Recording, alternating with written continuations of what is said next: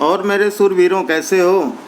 हम लोग इस समय पढ़ रहे हैं फॉरगेटिंग लेसन का, जो कि क्लास 11 यूपी बोर्ड का दूसरा चैप्टर है।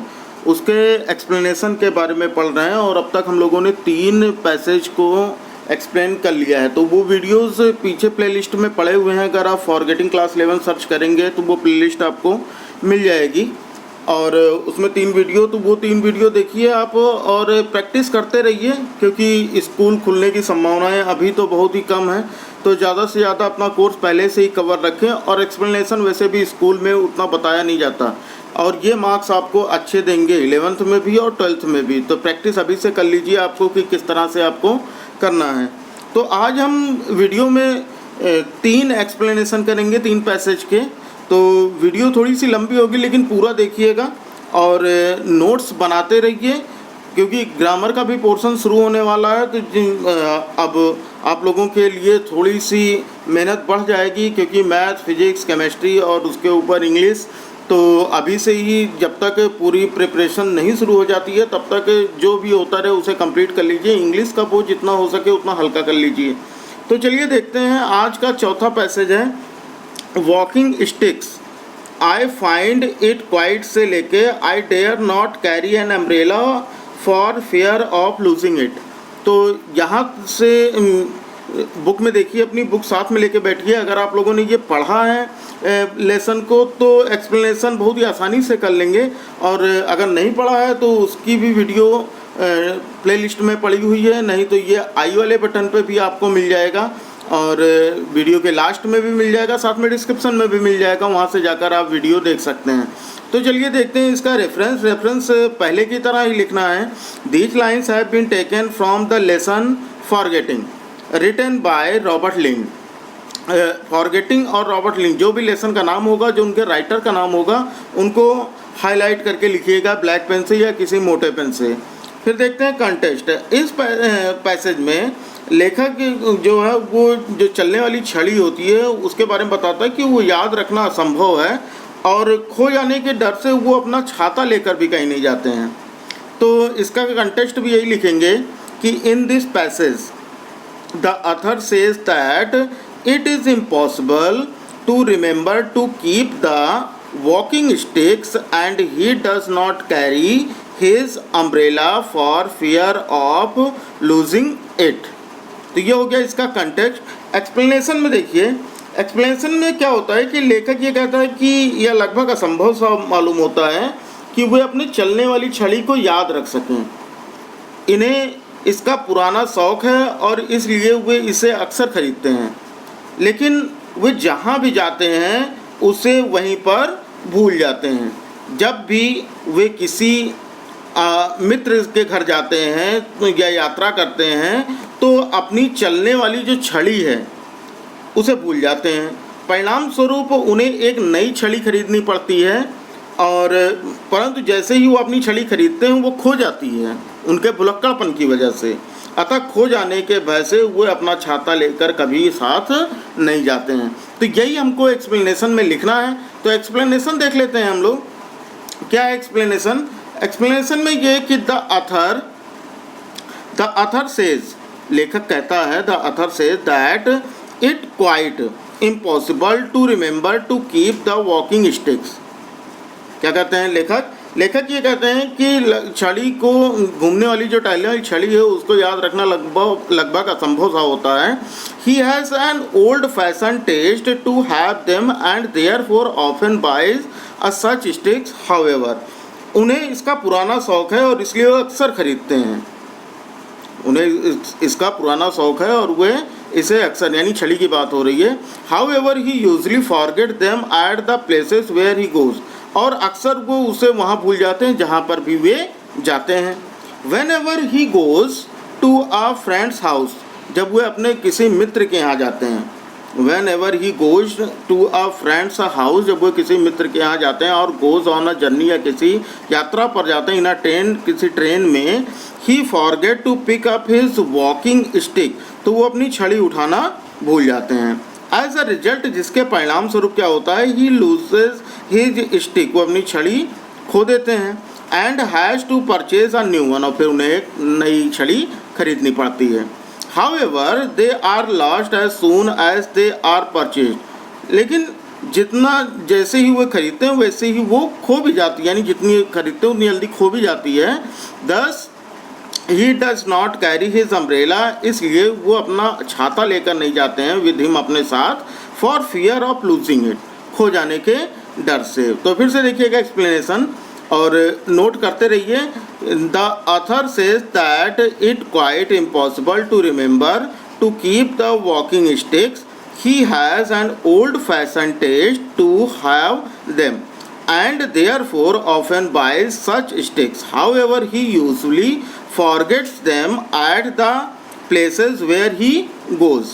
Whenever he goes to a friend's house or goes on a journey in a train, he forgets to pick up his walking stick. As a result, he loses his stick and has to purchase a new one. However, they are lost as soon as they are purchased. Thus, he does not carry his umbrella with him for fear of losing it. तो ये रहा fourth passage का explanation. अब हम देखते हैं कि fifth क्या होगा। लेकिन उसके पहले अगर आप लोगों ने अब तक वीडियो को लाइक नहीं किया है तो वीडियो को लाइक कर दें, चैनल को सब्सक्राइब कर बेल आइकन को प्रेस कर दें और अपने फ्रेंड्स में भी ज़रूर शेयर कर दें। इतना तो आप लोग कर ही सकते हैं फिर, क्योंकि इसमें कोई पैसा तो लगना नहीं है और जितने भी वीडियोस नए अपलोड होंगे वो आपको तुरंत मिल जाएंगे, यानी सबसे पहले आपको देखने को मिलेगा। फिर देखते हैं अगला पैसेज शुरू करते हैं। पैसेज 5 है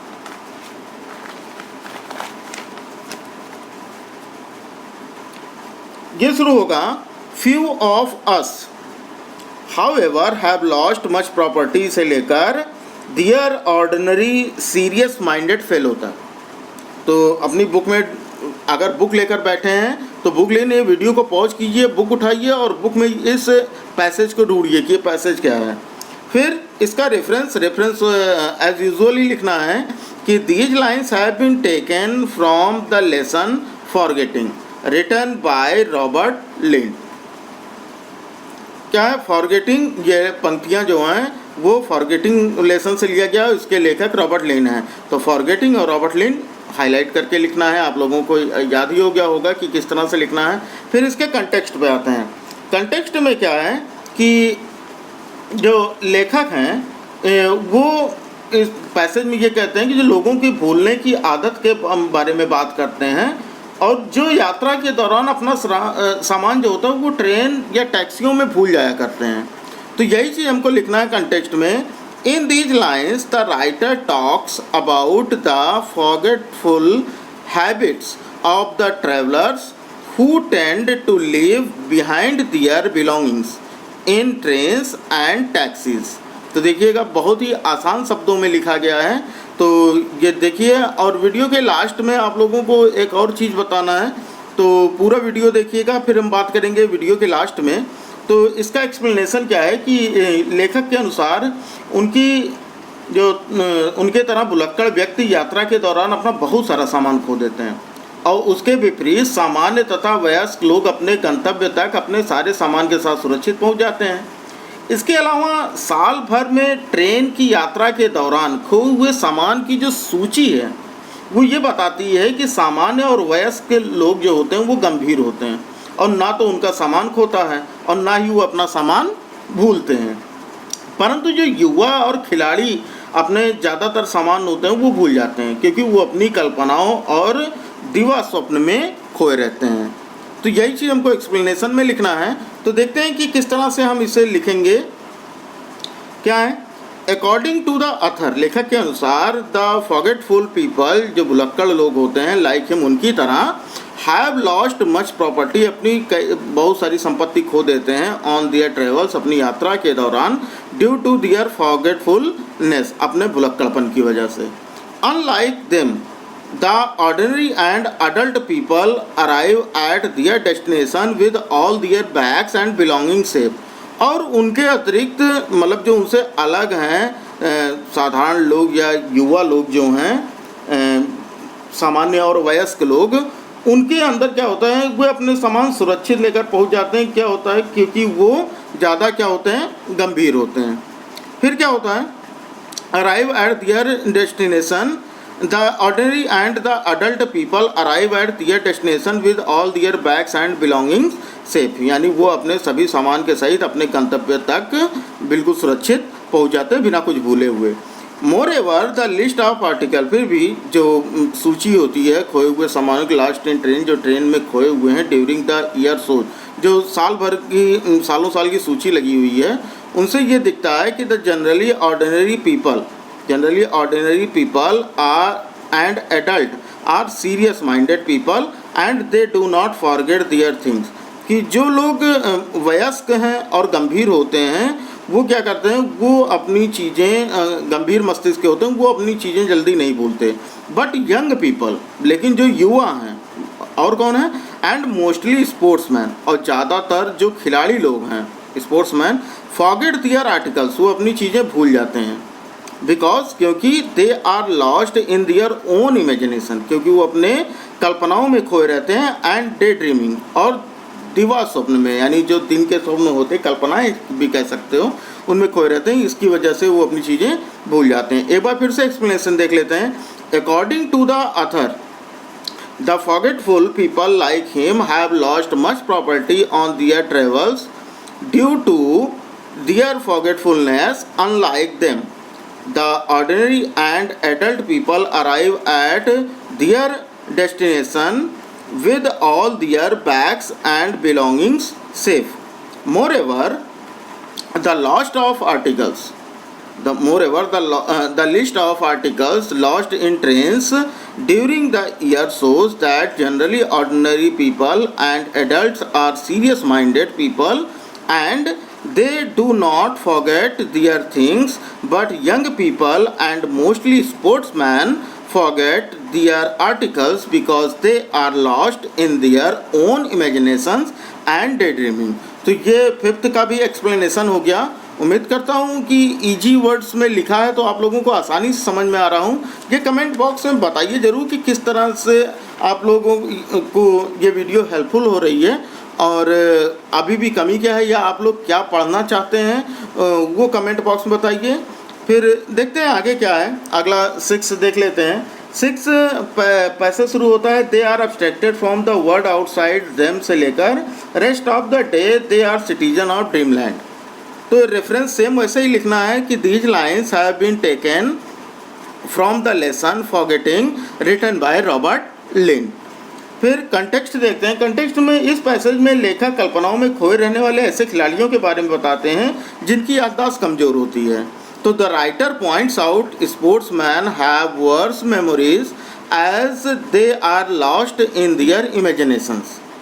एक्सप्लेनेशन देखें तो एक्सप्लेनेशन में लेखक ये कहते हैं कि ऐसा जान पड़ता है कि खिलाड़ी बाहर की दुनिया से एकदम अलग थलग से रहते हैं। खेल से लौटते समय उनका पूरा दिमाग दिन भर के खेल की सफलता व असफलता से घिरा हुआ रहता है।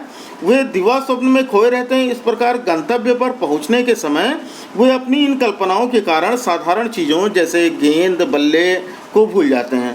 परिणाम स्वरूप वे भुलक्कड़ स्वभाव के हो जाते हैं और जब वे ट्रेन से नीचे उतरते हैं। तो यही चीज़ हमको एक्सप्लेनेशन में लिख देना है तो हो जाएगा। द राइटर से ही लेखक कहते हैं दैट कि the sportsman seem to be isolated from the world. Isolated का मतलब होता है अलग होना। जैसे कि अभी कहते हैं कि अगर कोरोना टाइम में ये चल रहा है कि अगर आपको सर्दी जुकाम खांसी बुखार गले में खराश इस तरह हो तो अपने को आप आइसोलेट कर लें, यानी परिवार से अलग कर लें।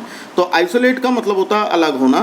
तो क्या होता है, it the sportsman seems to be isolated from the world outside them, कि वो क्या करते हैं, जो खिलाड़ी लोग होते हैं वो अपने को संसार की बाहरी चीज़ों से अपने को बिल्कुल अलग थलग रखते हैं। While returning from the game, जब वो खेल से लौटते हैं तो their minds are entirely occupied with the success और failure of the day's sports. तो क्या होता है कि वो दिन भर के खेल में जो भी उनका दिन भर की खेल की वजह से जो भी वो असफलताएँ होती हैं वो दिमाग में उनके भरी रहती हैं।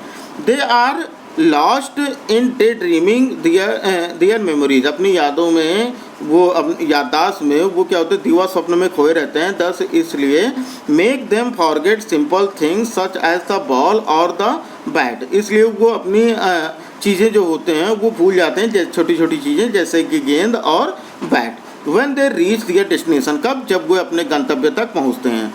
एज अ रिजल्ट, इसके परिणाम स्वरूप they tend to be forgetful when they get down from the train, और वो चीज़ें उस समय उनके दिमाग से निकल जाती हैं, भूल जाती हैं जब वो ट्रेन से नीचे उतर रहे होते हैं। तो ये रहा 6th पैसेज और इसका एक्सप्लेनेशन हो गया। तो मैं ये कहना चाह रहा था कि अगर आप लोगों को इन सब के इमेजेस चाहिए जो भी एक्सप्लेनेशन किए जाते हैं या जो भी पढ़ाया जाता है, तो उसके लिए आप हमारे टेलीग्राम चैनल से भी जुड़ सकते हैं जिसका लिंक डिस्क्रिप्शन में दिया गया है, या फिर आप जुड़ सकते हैं इंस्टाग्राम पे भी। अगर आप टेलीग्राम नहीं यूज करते हैं तो इंस्टाग्राम या फेसबुक आप कहीं पर भी जुड़ सकते हैं, वहाँ पर मैसेज कीजिए या कमेंट बॉक्स में बताइए। आप लोगों को इसकी PDF या फिर JPG फाइल प्रोवाइड करा दी जाएगी। लेकिन वीडियो को देखने से ही काम नहीं चलेगा। वीडियो का क्या होता है कि अगर आप कोई भी चीज़ से पढ़ रहे हैं तो उसके साथ साथ नोट्स बनाते रहिए, नहीं तो बहुत ज़्यादा हो जाएगा। अभी तक मैं एक एक पैसेज का वीडियो बनाता था जो कि पढ़ाई के हिसाब से बहुत ही कम होता था, तो उतना भी आप लोग नहीं कर पाते हैं। तो इसलिए मैंने क्या किया कि आप लोगों को एक साथ पैसेज, ताकि वीडियोस कम हो और स्टडी मटेरियल ज़्यादा हो और आप लोगों के लिए थोड़ा पढ़ने का टाइम ज़्यादा मिले, तो इसलिए मैंने वीडियो को थोड़ा लंबा करने की कोशिश की। आपको हर वीडियो में 2 से 3 पैसेज के एक्सप्लेनेशन या क्वेश्चन आंसर या फिर उसका हिंदी एक्सप्लेनेशन बताया जाएगा। तो फिर मिलेंगे अगले वीडियो में, लेकिन जाने से पहले चैनल को सब्सक्राइब कर दीजिए, बेल को भी प्रेस कर दीजिए, और उसके साथ वीडियो को लाइक करके वीडियो को शेयर अपने फ्रेंड्स में ज़रूर कर दें। तो जय हिंद, वंदे मातरम।